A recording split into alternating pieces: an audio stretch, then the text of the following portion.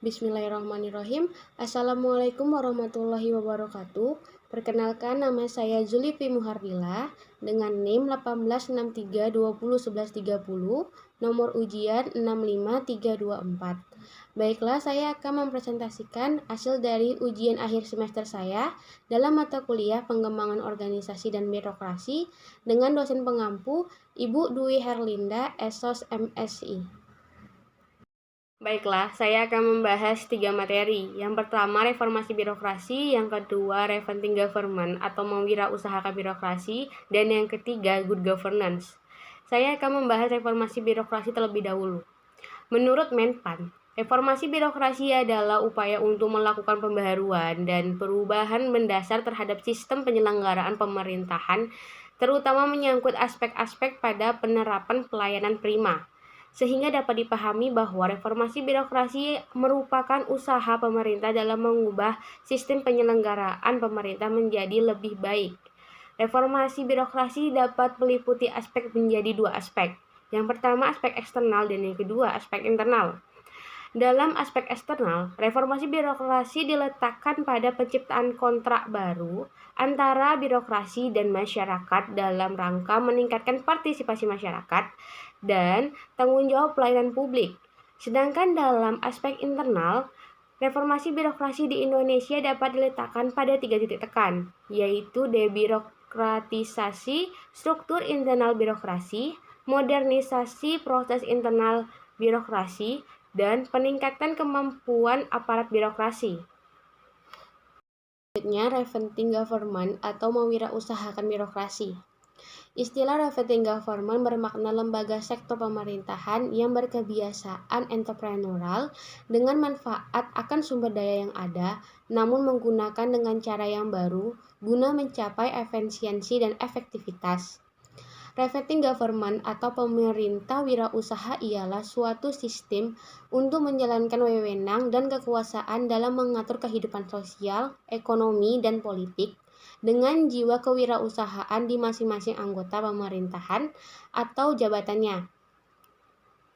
Dengan kata lain, bukan bagaimana cara birokrasi tersebut mendapatkan keuntungan, namun revamping government ini mengubah sistem atau pengaturan birokrasi yang ironis, kaku, dan kulturis menjadi lebih baik dan dalam menjalankan manajemennya.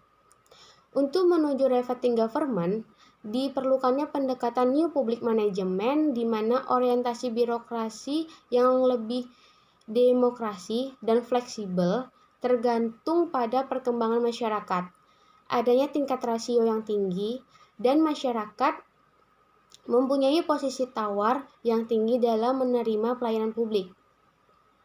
Terakhir, good governance. Good governance pada dasarnya adalah suatu konsep yang mengacu kepada proses pencapaian keputusan dan pelaksanaan yang dapat dipertanggungjawabkan secara bersama sebagai suatu konsensus yang dicapai oleh pemerintah, warga negara, dan sektor swasta bagi penyelenggaraan pemerintah dalam suatu negara.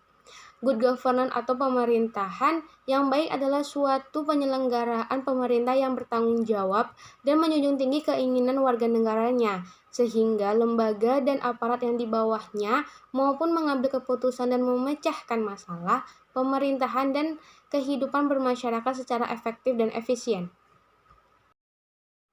Selanjutnya, keterkaitan antara reformasi birokrasi, revamping government, dan good governance. Reformasi birokrasi dan good governance merupakan 2 konsep utama bagi perbaikan kondisi penyelenggaraan kehidupan berbangsa dan bernegara di Indonesia. Maka dari itu, antara reformasi birokrasi, revamping government, dan good governance ada keterkaitannya satu sama lain, yang mana reformasi birokrasi memiliki tugas untuk melakukan perubahan yang mendasar terhadap sistem penyelenggaraan pemerintah. Namun, jika sudah melakukan perubahan, maka muncullah revamping government yang artinya mewirausahakan birokrasi. Ini maksudnya mengubah sistem atau pengaturan birokrasi untuk menjadi lebih baik lagi dengan menggunakan pendekatan New Public Management. Jadi, mewirausahakan demokrasi berarti mentransformasikan semangat wirausaha ke dalam sektor publik. bukan malah menjadikan pemerintah sebagai organisasi pencari keuntungan. Maka dengan adanya good governance yang memiliki tugas mengawasi antara reformasi birokrasi dan preventing government untuk dapat menjalankan tugasnya dengan baik secara efisien dan efektif.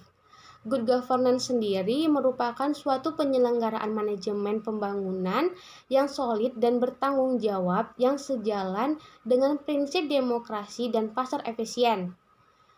Penghindaran salah alokasi dan investasi tersebut dikelola dengan baik, maka akan menjadikan negara Indonesia yang struktur dan berkembang karena sistem pemerintahannya yang bagus. Baiklah, saya akan menyampaikan dua contoh kasus. Yang pertama, contoh kasus mengenai preventing government, yaitu akuntabilitas pelayanan publik dalam pelayanan izin mendirikan bangunan di Kota Pekanbaru. Akuntabilitas pelayanan publik yang terjadi di Kota Pekanbaru khususnya pada pelayanan izin mendirikan bangunan yang termasuk dalam kategori akuntabilitas proses yang terkait dengan prosedur yang digunakan dalam menjalankan tugas apakah sudah cukup baik.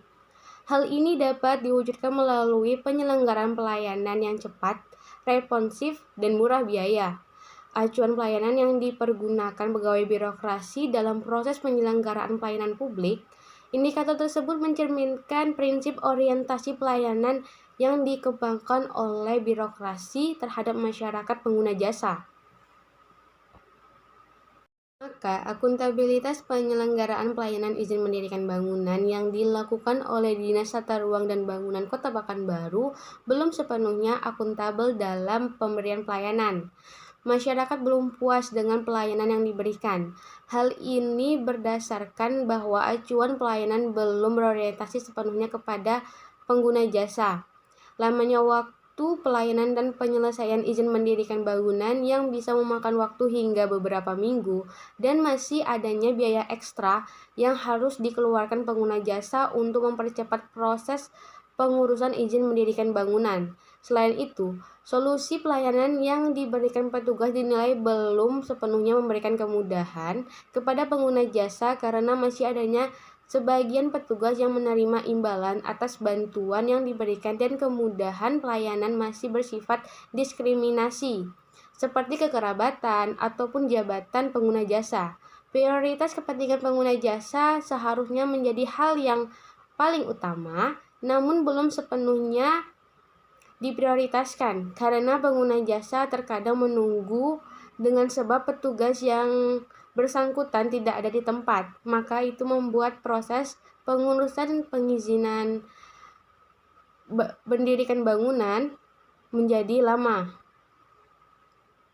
Contoh kasus yang kedua, mengenai reformasi birokrasi dan good governance. Dengan judul Upaya dalam mewujudkan good governance melalui reformasi birokrasi guna meningkatkan pelayanan publik dalam penerapan konsep smart city di Kota Batu berbasis teknologi. Salah satu faktor dan aktor utama yang turut berperan dalam mewujudkan tata kelola pemerintahan yang bersifat clean government dan pemerintahan yang baik atau good governance adalah birokrasi. Dalam pengelolaan kebijakan dan pelayanan publik, birokrasi sangat menentukan efektivitas atau efisiensi dan kualitas pelayanan kepada masyarakat, serta efisiensi dan efektivitas penyelenggaraan pemerintahan dan pembangunan. Dalam perwujudan good governance juga tidak terlepas dari amanat reformasi birokrasi yang mempunyai cita-cita terhadap clean government menuju ke good governance. Reformasi birokrasi merupakan suatu hal yang menjadi keharusan yang ada di lembaga-lembaga pemerintahan agar tidak terciptanya korupsi, dan nepotisme pada tubuh pemerintah. Konsep reformasi birokrasi menjadi kepentingan bersama dalam mewujudkan cita-cita pelayanan yang baik terhadap pelayanan ke kalangan masyarakat. Sangat memungkinkan output dari kebijakan yang dikeluarkan pemerintah terhadap pemenuhan kebutuhan masyarakat dengan mengeluarkan kebijakan yang betul-betul menjawab tuntutan zaman.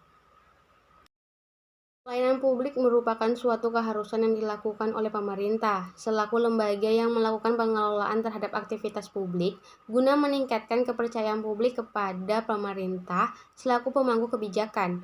Pelayanan publik yang baik juga tidak lepas dari peran pemerintah dalam melakukan upaya-upaya untuk mewujudkan good governance dan juga amanat dari reformasi birokrasi.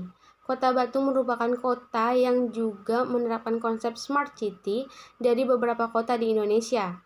Konsep Smart City Kota Batu berbasis teknologi dan informasi yang juga merupakan kebutuhan zaman di dunia modern.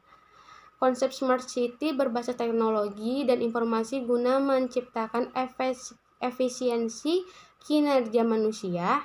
Dalam hal penerapan konsep Smart City, Kota Batu berbasis aplikasi Among Warga, Among Tani, dan Among Kota. Dari 3 aplikasi yang sudah saya sebutkan tadi, 3 aplikasi ini terpisah dan memiliki fungsi yang berbeda-beda. Yang pertama, Among Kota, yaitu aplikasi yang menyediakan informasi terkait Kota Batu, event-event Kota Batu, pariwisata, rute kendaraan umum, serta kontak rumah sakit, kantor polisi, dan pemadam kebakaran. Yang kedua, Among Warga, yaitu pemerintah Kota Batu memberikan segala informasi mengenai pemerintahan agar lebih mudah diakses oleh masyarakat. Masyarakat dapat menyampaikan aspirasi dan mengadukan keluhan, serta lebih cepat tersampaikan pada pihak yang berwenang melalui aplikasi tersebut, sehingga dari pihak pemerintah lebih masif dan efektif dalam menangani keluhan yang diadukan. Yang ketiga, Among Tani, yaitu fokus pada sektor pertanian yang ada di Kota Batu. Petani lebih mudah mendapatkan informasi tentang naik turunnya harga pasar. Lewat aplikasi Among Tani ini sudah mencakup dari pemasaran dan penjualan hasil tanaman mereka. Selain itu, petani juga dapat menambah wawasan terkait dengan cara-cara bertanam karena di dalam aplikasi ini juga disiapkan ahli-ahli pertanian yang akan memfasilitasi warga Batu. Penerapan Smart City berbasis aplikasi ini tentu saja memiliki kelebihan dan kekurangan. Kelebihan daripada penerapan konsep tersebut adalah layanan informasi dari pemerintah kepada masyarakat lebih masif, efektif, dan efisien.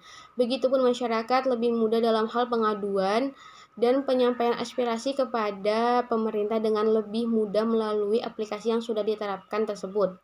Kurangnya pengetahuan masyarakat mengenai teknologi dan informasi ini juga sampai sekarang masih kendala pemerintah Kota Batu dalam penerapan Smart City tersebut. Dari segi perangkat desanya pun juga masih ada yang belum mengikuti perkembangan teknologi dan informasi yang memang berkembang pesat. Maka harus ada perubahan-perubahan yang ada.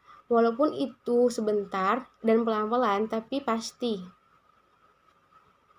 Baiklah, sekian presentasi dari saya. Jika ada kesalahan dan kekurangan, saya mohon maaf. Wabillahi taufik wal hidayah. Wassalamualaikum warahmatullahi wabarakatuh.